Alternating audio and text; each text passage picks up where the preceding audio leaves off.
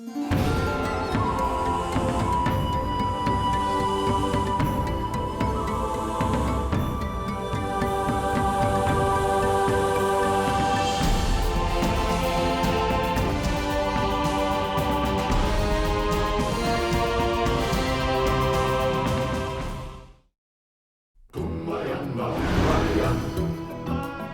Ayeta is one of the oldest indigenous tribes in the Philippines and possess excellent jungle survival skills. Its members were even recruited as instructors by the U.S. Army to provide survival training to American soldiers. They are the true masters of these jungles, where they can steam rice within 10 minutes by tapping water from jungle vines, fashioning a bamboo stem into a rice cooker, and starting a fire. But today, their way of life and lands are threatened.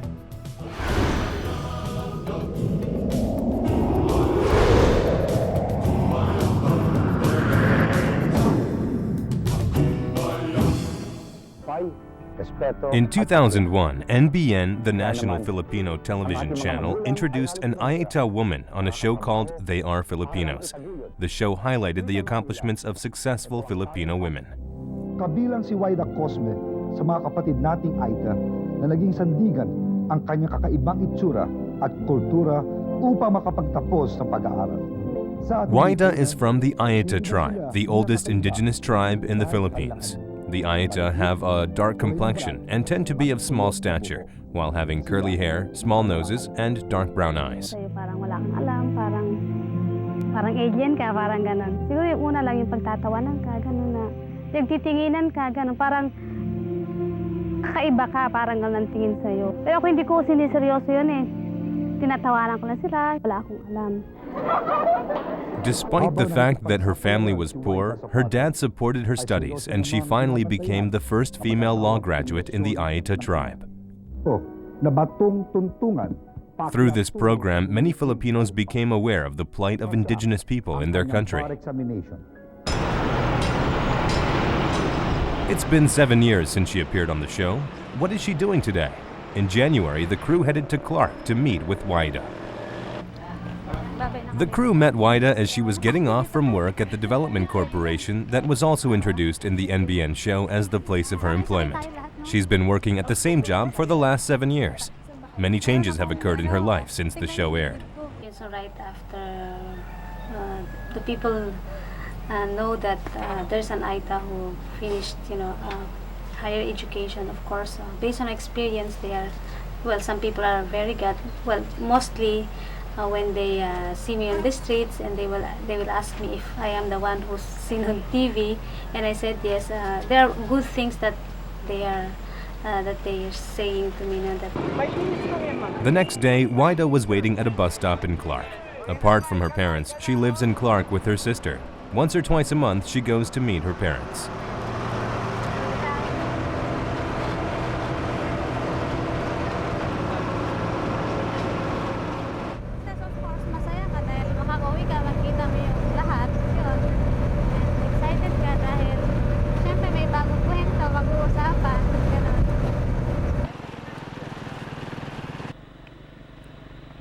After riding the bus for 4 hours, she got off and took a 3-wheeled motorcycle for another 20 minutes and arrived at Botolan in Iba, Zambales.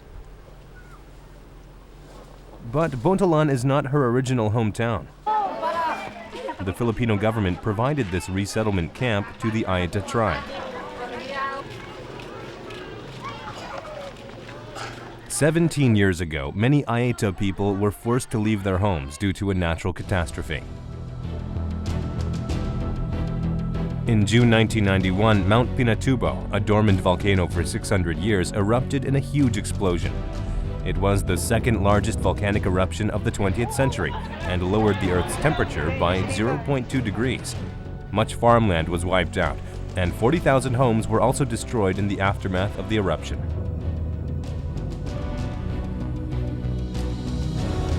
As a result of this natural disaster, 900 people lost their lives, and 250,000 people were displaced. Most of the displaced were Ayeta people who had lived near the volcano.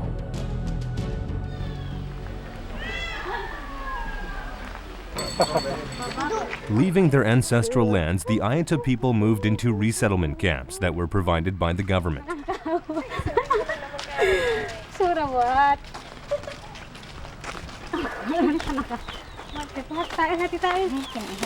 Waida's mother and father happily welcomed their daughter, having not seen her for many weeks. Whenever Waida visits her parents, she always buys groceries for them. Many consumer items that are easily found in the city are hard to find in this remote village. Waida also bought a special present for her dad.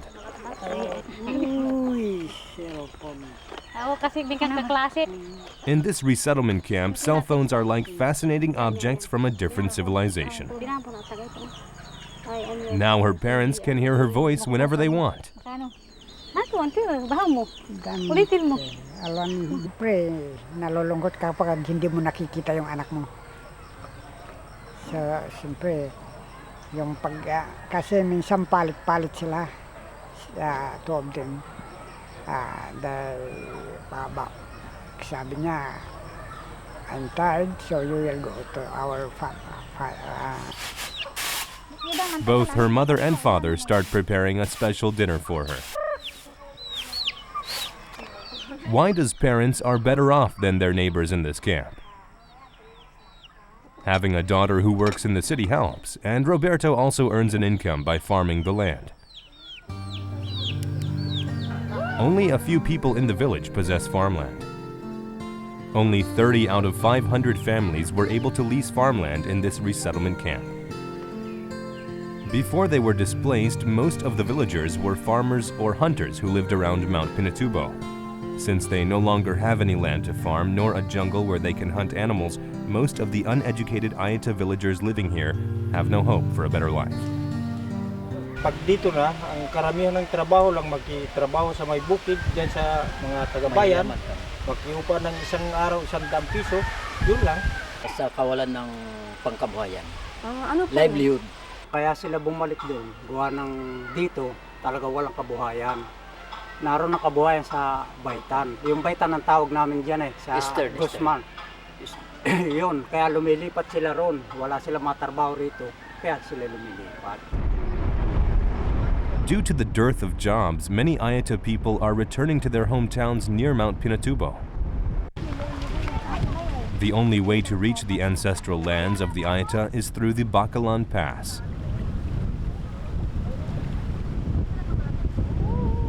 Roberto visits Bakalan nearly every day to hear news about relatives who have returned to their original villages.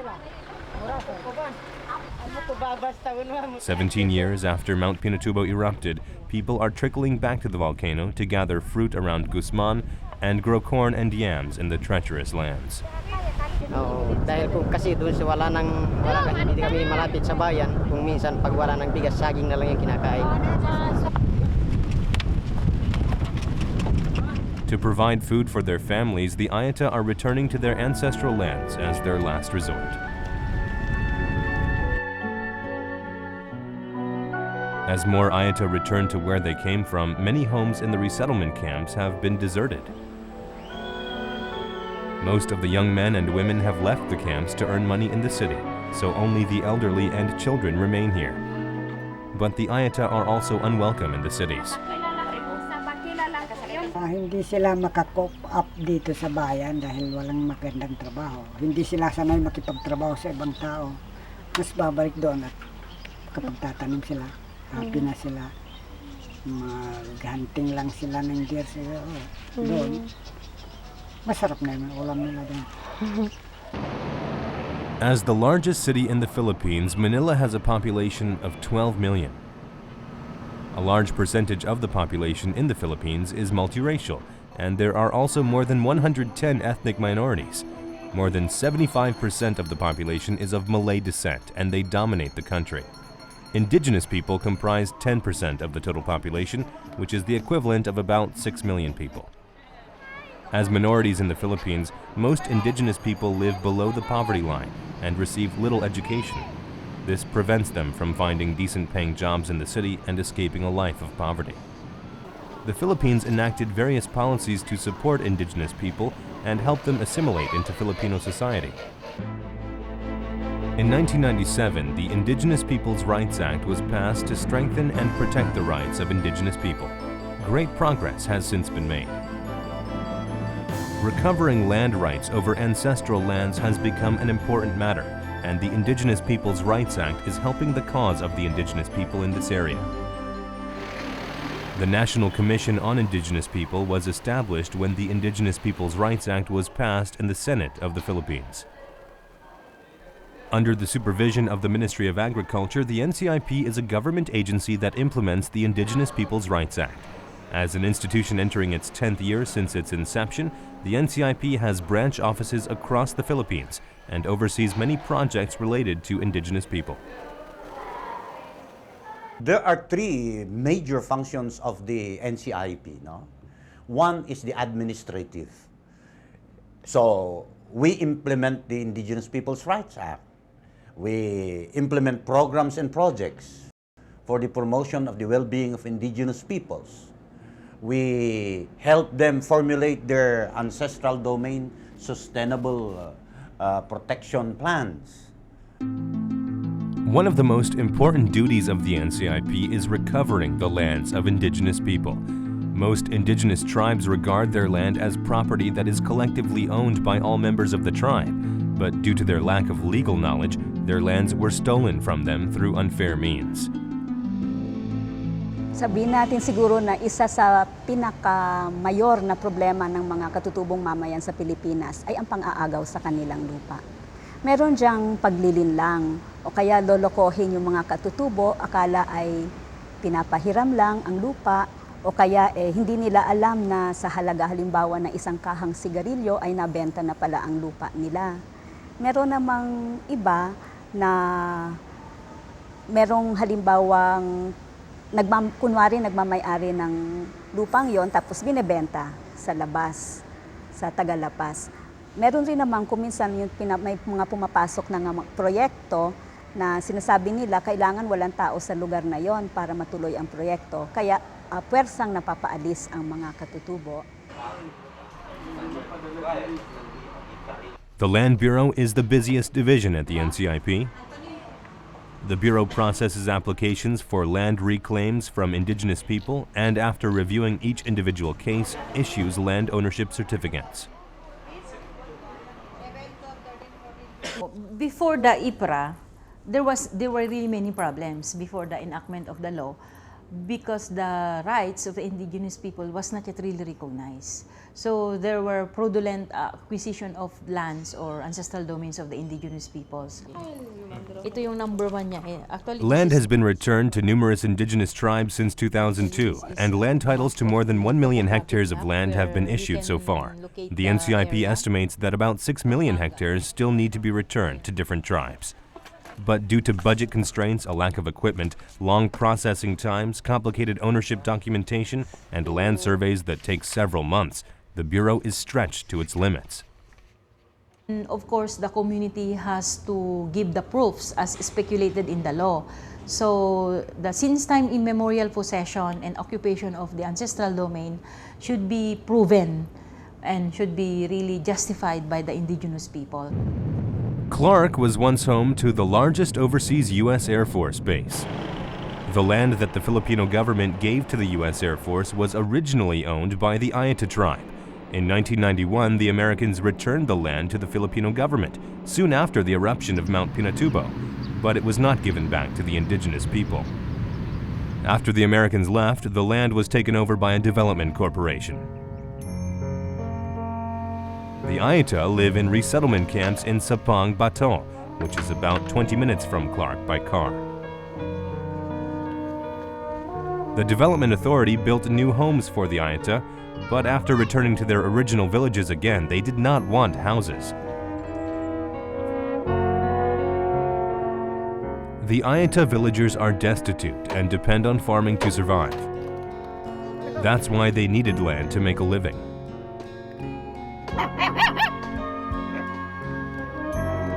We are told that Fernando, a village elder, is the busiest man in the village. After returning to his hometown, Fernando eked out a living by gathering charcoal. With support from the village, he recently submitted an application to the NCIP to have land rights conferred to the villagers. He made the decision for the sake of the village and to ensure a better future for the children. Yun ang pinagkakabuhayan namin. Wala kaming ibang pinagkakabuhayan namin kung hindi lupa, kung hindi ka mag-alaman. Lupa na minuno namin dahil gusto namin na ikikilim namin dahil buhay pa kami. Para kung halimbawa, tumanda rin kami, kung mamatay na kami, dahil hindi mo ako yung kung matanda ka na eh. Ngayon, ang kinukuha namin yung anak namin. A survey team from Manila arrived at last to determine the exact size of the tribe's land. Fernando was in high spirits as he helped the engineer carry the surveying equipment. The land survey, which is part of the process of receiving land rights, will take a month to finish.